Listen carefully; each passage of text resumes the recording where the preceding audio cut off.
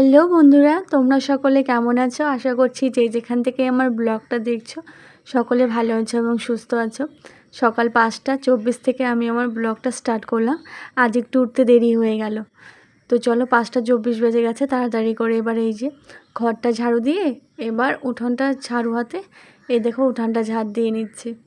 আর বেশ কিন্তু আবার ছোট ছোট ঘাস উঠোনে হয়ে গেছে, তো ওই পাশটাও অনেক হয়ে গেছে, একে একে সব ঘাসগুলো আবার উঠাতে হবে।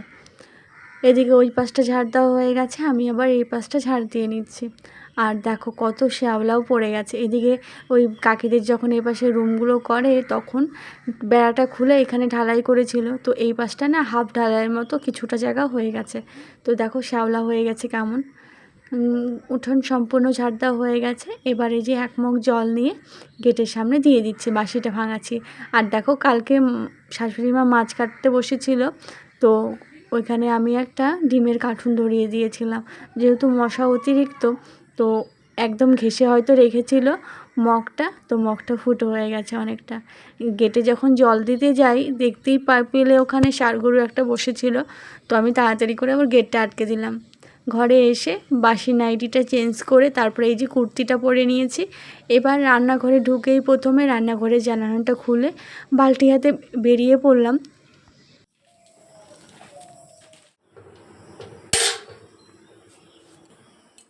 রাতেই তো এই কাজগুলো করে রাখি, তাও সকালে উঠে আর একটু ভালো করে মুছে নেব। তো মুছে নিয়েছি। এবার আমি এই যে চালের ড্রাম থেকে চালটা ঢেলে নিচ্ছি, আর আটাটাও নেব একটু। আগে ভাতটা বসিয়ে দিয়ে তারপর আমি আটাটা মেখে নেব।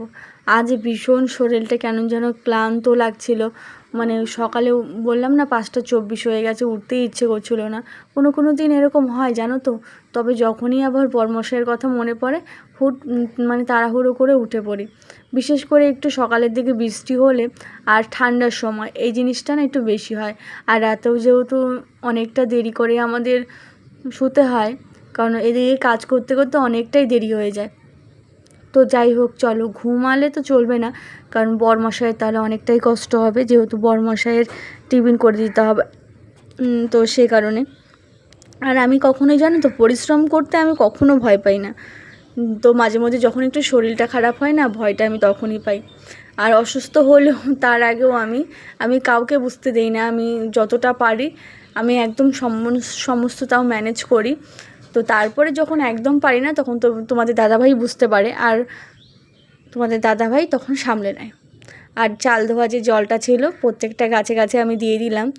আর দেখো এই ফুলের গাছে কিন্তু ফুল ফোটাও শুরু হয়ে গেছে। এবার যেই কাজটা করছি, আটাটা নিয়ে নিচ্ছি। চলো এবার আটাটা মেখে নিই।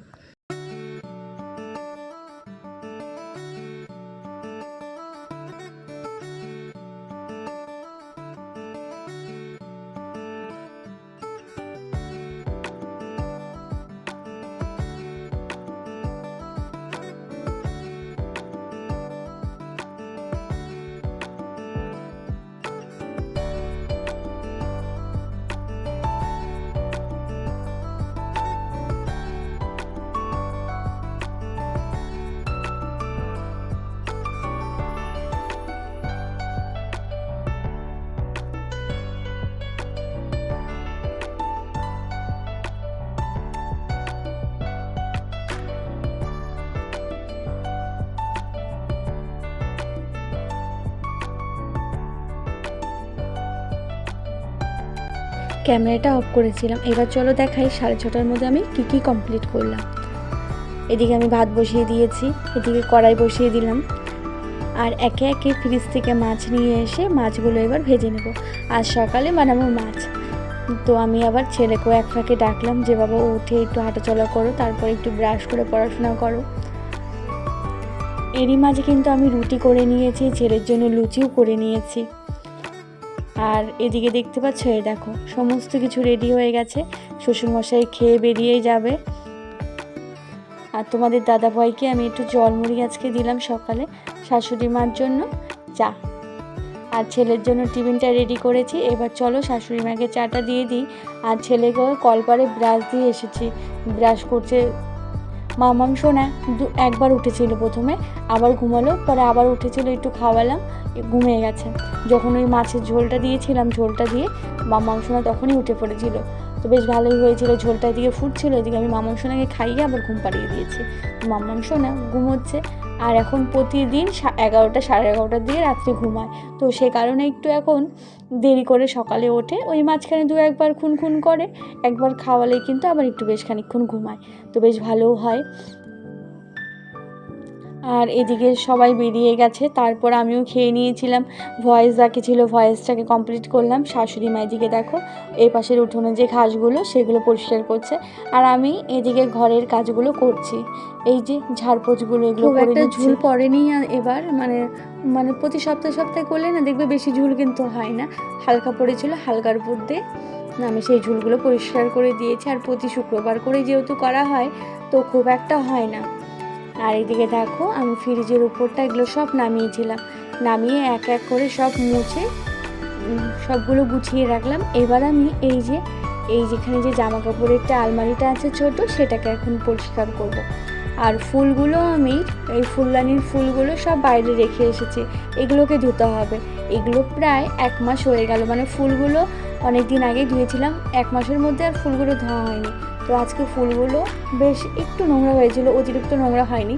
তো চলো আমি বললাম ফুলগুলো ধুয়েই রাখি। আর এদিকে দেখো মাম্মাম সোনার এখানে আমার মেকআপটা নিয়ে কত কিছু পায়ে মাখলো, হাতে মাখলো, এবার নষ্টও করে ফেলেছে। ওষুধের বক্সটা নিয়ে এখান থেকে পায়ের তোড়াটা আমি রেখেছিলাম, তো সেটাই আবার বায়না করছিল যে মা আমাকে একটু পায়ের তোড়াটা পরিয়ে দাও। তো বাচ্চাদের বায়না বুঝতেই পারছো, আবার গিয়ে একটু পরিয়ে দিলাম।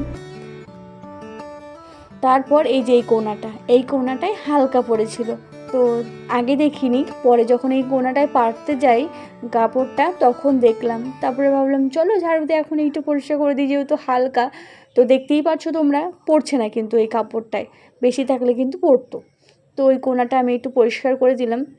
তারপর ফোনটাকে নিয়ে একটু এদিক ওদিক করে ক্যামেরাটা মানে কোন দিকে রাখলে ফোনটা ক্যামেরা অ্যাঙ্গেলে ভালো হবে সেটাই একটু করছিলাম। করার পর ফোনটা ওখানে রেখে এবার দেখো একে একে কাপড় তো পেতে দিয়েছি, এবার একে একে এই যে ফুলদানি, টিয়া পাখি, এগুলোকে আমি এখন গুছিয়ে রাখবো। আর তখন না এর আগে যেন একটা দাদা আসতো এইসব নিয়ে, এখন আর আসে না। এখন ভাবছি আর কটা নিলে বেশ ভালোই হতো, বেশ ভালোই লাগে কিন্তু দেখতে। আর এগুলো আমি এই টিয়া পাখিটা দেখছো, এগুলো কিন্তু অনেক কম দামে পেয়েছি। আমি টিয়া পাখিটা যখন নিয়েছিলাম ওই আমি 80 টাকা দিয়ে নিয়েছিলাম, আর ফুলদানিটাও কিন্তু আমি 100 টাকা দিয়ে নিয়েছিলাম, তো অনেক কমই পেয়েছি। তোমরা বলো তো এগুলো কি দাম কম হয়েছে? আমার তো মনে হয় অনেক কম দামেই পেয়েছি। তো আমরা অনেকেই নিয়েছিলাম তখন, হাতেও ছিল তখন। ভাবলাম যাই হোক আবার তো আসবে, পরে নেবো, কিন্তু পরে আর আসেনি আর এগুলো নিয়ে, তো তখন নিয়ে নিলে বেশ ভালো হতো। ঘর গোছানো হয়ে গেছে ভালো করে। এবার এই যে আমাদের ঘরটার ঝাড় দিয়ে নিলাম, এবার বারান্দা ঘর, এই পাশের রুমটা সব ঝাড় দিয়ে নিব। আর শাশুড়ি মা দেখো এখনও উঠাচ্ছে, তো ওই পাশেরটা এদিকে, এই পাশটা যেহেতু একটু হালকা হালকা হয়েছে কিন্তু ওই পাশটা বেশি, ওই পাশটা ইচ্ছে আছে কালকে দুজন মিলে ধরবো, আর দুজনে করলে কিন্তু খুব তাড়াতাড়ি হয়ে যাবে। আর আজকের পুজোটা কিন্তু শাশুড়ি মাই দিয়েছে, কারণ আমি বাইরে ধোয়া কাচা ছিল সেই কাজগুলো করছিলাম।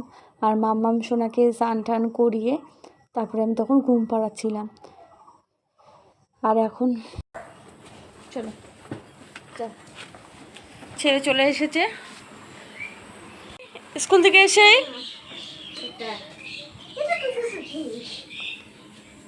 আর ওখানে ওই যে জামা কাপড় ভাঁজ করে ওখানে রেখে দিলাম।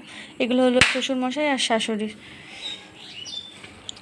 আর একটু আগে বৃষ্টি হলো সে কারণে সব কিছু উঠিয়ে রেখেছিলাম। আর দেখো বাড়িতে এসে দুষ্টম শুরু করে দিয়েছে, বুঝছো? কীভাবে বাজায় দেখি, এদিকে নিয়ে আসো। ড্রেসটাও খুলবে না, আগে একটু এসে খেলবে তারপরে ড্রেসটা খুলবে। চলো ড্রেসটা খুলে দিয়ে চলো। দেখো কটা বাজে, আজকে অনেকটাই দেরি হয়ে গেছে কিন্তু। যাও আচ্ছা যাও।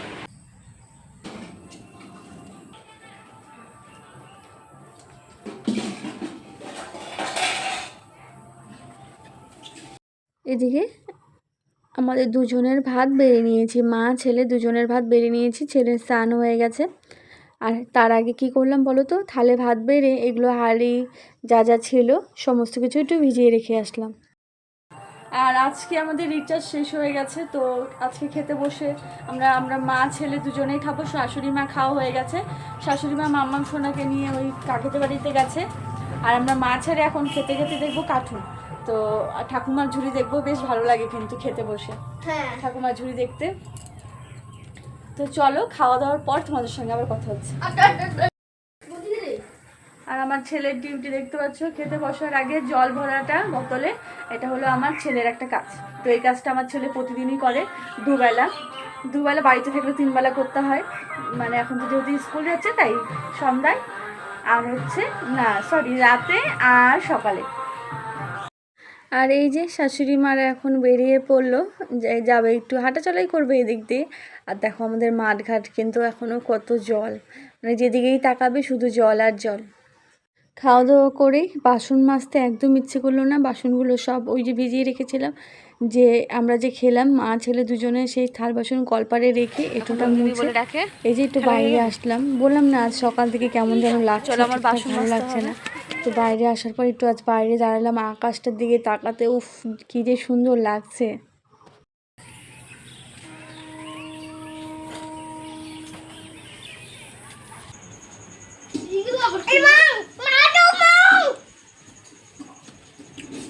ছেলেকে দুধ গরম করে দিলাম, নিয়ে দুজনে ভাই বোন খেয়ে ওরা পড়তে চলে গেছে। আর মাম্মাম সোনা আছে ঘরে। তো আমি এই যে রাতের রান্নাটা করছি, সকালেও মাছ খেয়েছিলাম, তোমাদের দাদাভাইকে বললাম যে আচ্ছা পরে কালকে বানাবো। তোমার দাদা বললো না, কালকে পুরো নিরামিষ খাবো। তারপর কালকে যেহেতু শনিবার, তো তারপরের দিন আবার রোববার, বললো না মিডিলে একদিন একদম নিরামিষ, তারপরে আবার মাছ মাংস যাই খাই না কেন খাবো, মানে কালকে আর খাবো না। তো বললো তুমি আজকেই বানিয়ে ফেলো, তাহলে কালকের দিনটা নিরামিষ খেতে পারবো পরের দিন, কারণ মাছ ও না ফ্রিজে রেখে 2-1 দিন ভরে ওটা পছন্দ করে না। 9:30 বেজে গেছে। এদিকে এই যে আজ অনেক তাড়াতাড়ি খাওয়া দাওয়া আমাদের হচ্ছে, মানে এটা যে কত বছর পরে সেটা আমি নিজেও বলতে পারবো না। এদিকে শ্বশুরমশাইয়ের খাওয়া হয়ে গেছে, হাত ধুয়ে আসছে। আর তোমাদের দাদাভাই মাম্মাম সোনাকে আর সোনা বাবাকে হাত মুখ ধুয়ে ঘরে নিয়ে চলে আসলো।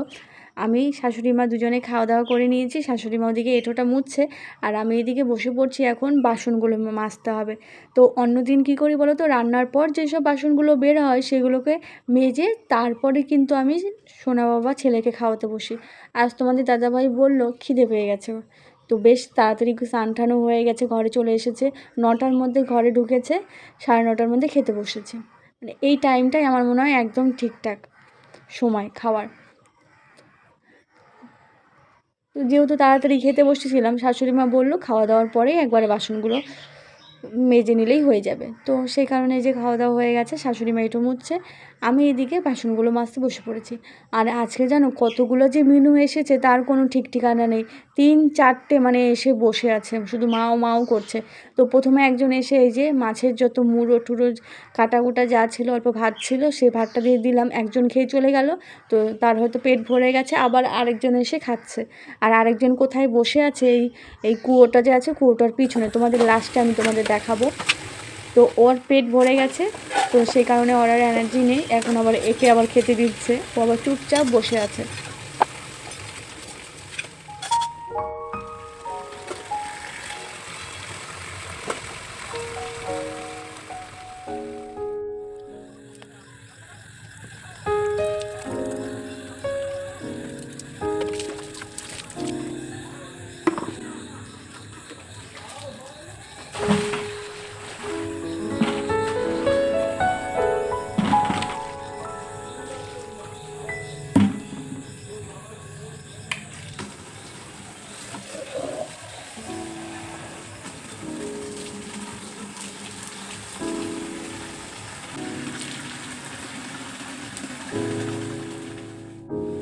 উমা চলে গেল,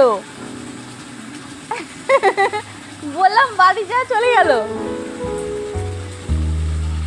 বসলো একটু, বললাম বাড়ি যা, সুর করে চলে গেল। দেখ বাড়ি যাবি না, যা বাড়ি যা, মালিক আসছে তোর, যা বাড়ি যা।